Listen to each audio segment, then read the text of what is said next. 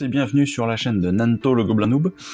Aujourd'hui, avant de profiter des prochains pots de peinture qui nous arriveront avec le numéro 4, le fascicule numéro 4 et donc le colis numéro 3, eh bien, je vais vous parler de notre première fiche que nous avons reçue dans le tout premier fascicule qui nous parle donc un tout petit peu de peinture. Première fiche que je vais étayer aussi par d'autres éléments que j'ai pu récupérer sur une autre collection pour vous présenter un petit peu les choses. La peinture, en effet, ça va être un élément essentiel de notre collection et du hobby, en fait.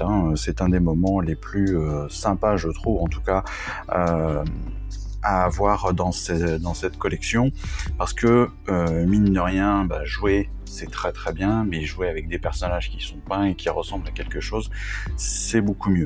Et croyez-moi, vous allez y passer un petit temps, voire un certain temps, et plus vous allez avancer, plus vous allez avoir envie, j'en suis persuadé, de passer du temps sur vos peintures. Et donc on va découper cela en plusieurs éléments, mais d'abord je vais, grâce à ce fascicule, vous expliquer les différentes façons qu'on va avoir pour avoir les différentes façons, les différents moments en fait qu'on va avoir pour obtenir des figurines qui soient dignes de ce nom. Donc techniquement là on nous le décrit en 3 parties, en fait il y en a plusieurs autres, on pourrait aller à 4, 5, 6. En fait il faut pas se dire déjà qu'on va faire qu'une seule couche, qu'un seul passage. Il faut bien comprendre que plus on veut avoir une figurine qui soit la plus parfaite possible, et plus on va faire des couches de peinture, des couches qui vont être très très fines. Donc attention, surtout si vous êtes débutant en peinture, pas trop de peinture, vous verrez, on va apprendre à faire ça petit à petit, à faire plusieurs couches, plusieurs passages de la même couleur potentiellement, pour avoir des rendus toujours plus fins et toujours plus propres. On va d'abord donc démarrer par des couches de base. Les couches de base, ça va être entre guillemets des aplats, beaucoup plus très francs en termes de couleurs, avec des couleurs de ce qu'on appelle des bases. Vous voyez ici donc du doré, de l'argenté, du marron, du rouge, du bleu, du blanc, des choses très simples. Ces couches de base, en fait, derrière on va les ombrager avec des peintures un peu plus techniques que l'on appelle des shades. Ça va nous permettre donc déjà de donner quelques ombres, vous voyez, quelques différences de couleurs en fonction de la luminosité, en fonction de la position de nos figurines, en fonction de notre angle de vue. Enfin voilà, ça va nous permettre déjà d'avoir des personnages beaucoup plus sympathiques à regarder que des choses qui étaient très fixées. Et puis après, on va apprendre à faire des réhauts. Les réhauts, c'est tout simplement l'idée d'aller rehausser, comme son nom l'indique, certains éléments. Vous voyez ici, par exemple, sur ce plastron, on va avoir une couche de base très simple, après on va l'ombrer avec un shade, et puis après on va rehausser potentiellement toutes les parties qui sont légèrement en surplus, pas en surplus, mais qui sont légèrement rehaussées par rapport aux autres. L'idée étant de faire en sorte que l'armure ressorte mieux, que la musculature ressorte mieux, que le mouvement ressorte mieux. Voilà. Donc ça, c'est vraiment la base. On vous dit évidemment que pour la peinture, il va falloir être minutieux. Et ils ont tout à fait raison. La peinture, c'est avant tout de la minutie. C'est du temps. Il faut prendre son temps. On ne réussit pas tout du premier coup, clairement. Un jour, je vous montrerai ce que je faisais il y a 20 ans et ce que je peux faire aujourd'hui. Il y a clairement une classe d'écart. Maintenant, les peintures ont aussi énormément évolué, donc moi j'ai commencé, ça devait être en 94, 95, quelque chose comme ça, donc c'était il y a plus que 20 ans, c'est il y a presque 30 ans maintenant, et aujourd'hui les peintures ont déjà beaucoup plus de tonalités différentes, vous avez aussi beaucoup plus de techniques différentes, vous avez même aujourd'hui des peintures que l'on appelle soit contraste en citadelle, soit speed paint, qui permettent justement de combler un petit peu toutes les lacunes qu'on pourrait avoir nous personnellement. Enfin voilà, plein de choses ont évolué, c'est génial.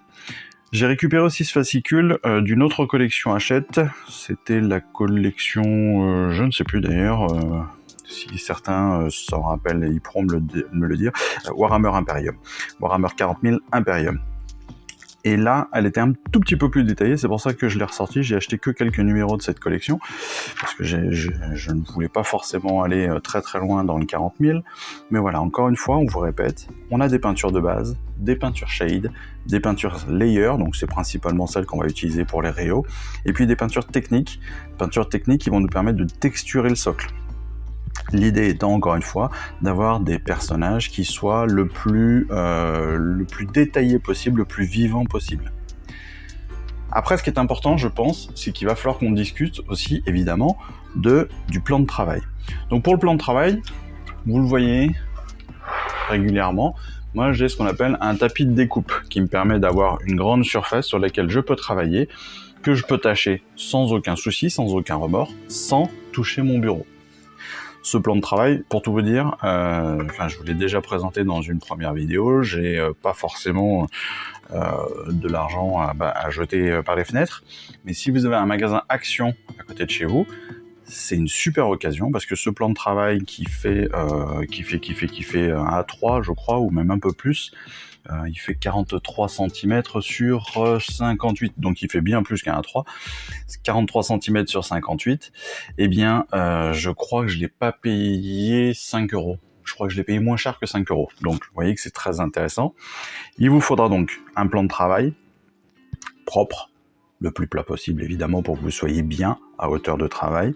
Il vous faudra un pot de peinture, un pot avec de l'eau, donc ça aussi, alors n'importe quel pot de confiture vide de vieux yaourt en métal peut convenir, évidemment. Ça, c'est un pot Action aussi, qui fait moins d'1 €. Oui, comme quoi.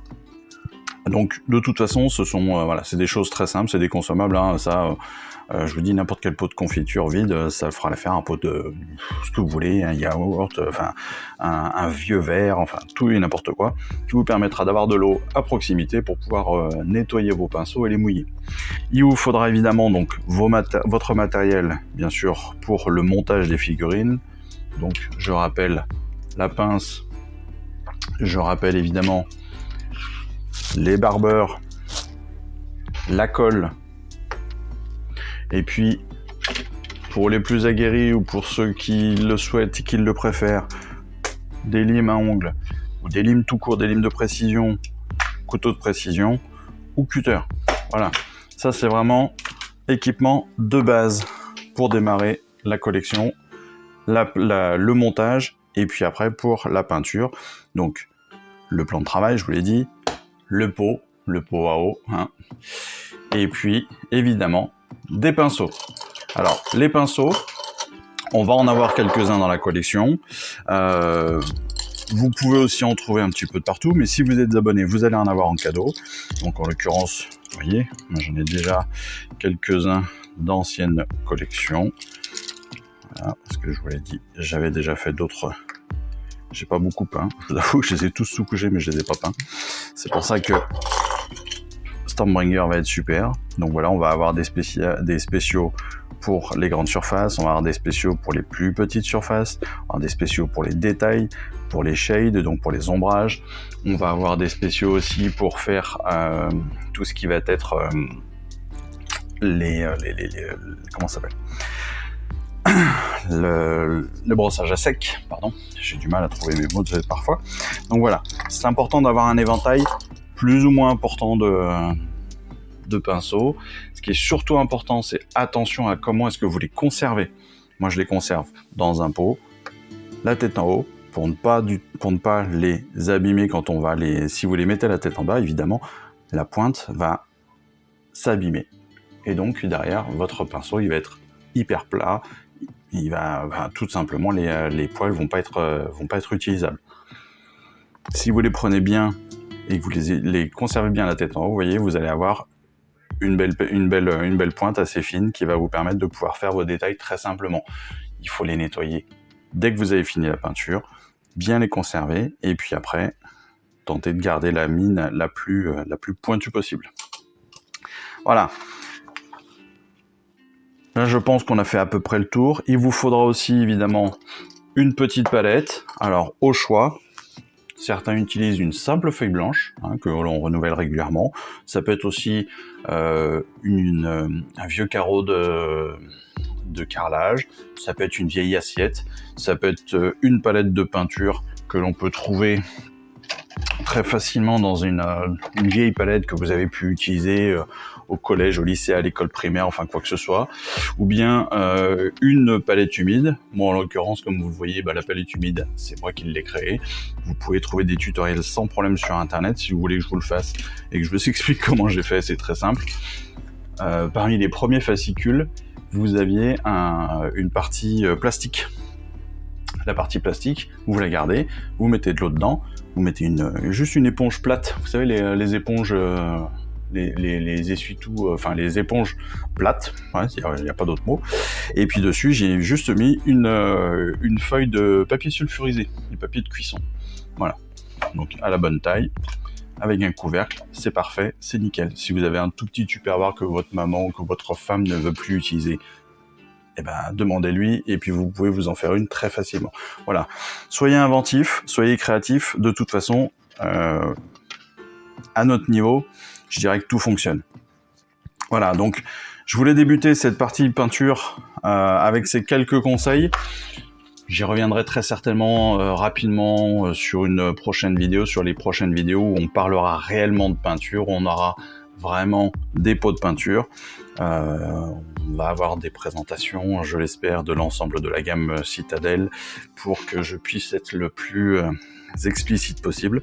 Mais voilà, je trouvais que c'était important de démarrer là-dessus, d'avoir déjà une première approche. N'oubliez pas non plus, alors vous avez de la Citadel, il n'y a pas de problème, vous en aurez dans cette collection. Mais sachez qu'il y a aussi d'autres marques de peinture. Je travaille pas pour Citadel, je travaille pas pour Games Workshop, malheureusement, ou heureusement. Et d'autres marques existent, Army Painter, Vallejo, etc., et plein d'autres encore. Parfois, on peut préférer certaines teintes, on peut préférer certaines matières, je dirais, de peinture que d'autres fabricants utilisent. Donc, si Citadel, ça ne vous convient pas, n'hésitez pas, c'est de la peinture acrylique. Donc vous pouvez aller voir dans les magasins de modélisme, dans les magasins spécialisés de jeux de rôle, et vous trouverez très certainement votre bonheur avec le conseil des vendeurs. Voilà. En tout cas, pour moi aujourd'hui, c'était tout. Présentation très rapide de ce qui va nous attendre, avec les différentes couches, les différentes façons qu'on va avoir d'aborder la peinture. J'espère que cette petite vidéo rapide vous aura plu. Je vous invite toujours à vous abonner à la chaîne, à parler de la chaîne à vos différents contacts. Je vous invite aussi évidemment à vous abonner à la collection pour qu'on puisse avancer tous ensemble dans cet univers Age of Sigmar Stormbringer. Si vous avez des commentaires, si vous avez besoin d'informations que je peux potentiellement vous aider, n'hésitez pas à me mettre tout cela directement en dessous de la vidéo. Allez voir aussi mon Instagram sur lequel je poste quelques photos de peinture de figurines peintes et de montage de figurines. Et puis en attendant la prochaine fois, je vous souhaite à tous une excellente semaine. Je vous dis à très vite. Jouez bien. Amusez-vous bien, peignez bien pour bientôt, montez bien les figurines, lisez bien, collectionnez bien, et puis allez, je vous embrasse et je vous dis à très vite. Ciao, bye bye.